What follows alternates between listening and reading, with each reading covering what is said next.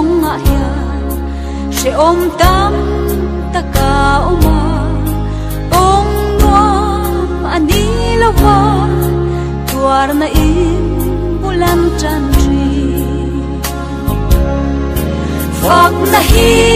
kan tan khem tu soi chiat na ero kan chian tuar na le chan na lo chuan ring tu nun a chang thei lo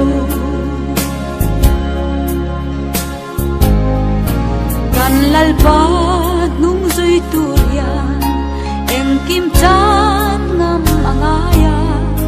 chan har sa ber mai tu ti sa thin lung chan ani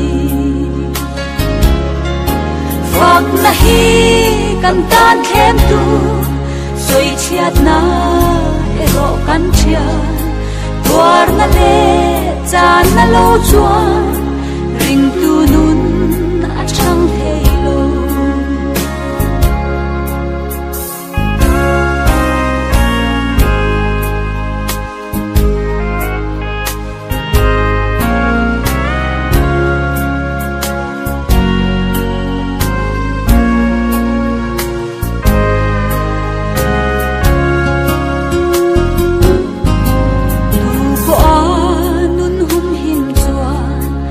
nei chun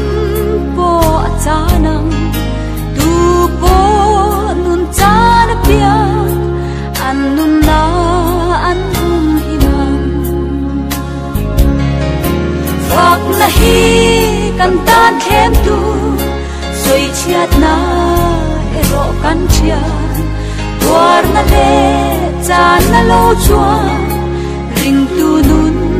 a chang thei lo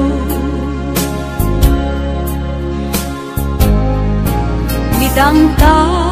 na nun na in ma ni lam pa thi na in cross chuan min khem betin ni tini min kal tlam tri phak na hi kan tan khem tu soi chiat na ero kan chian tuar na le chan na lo chuan ring tu nun a chang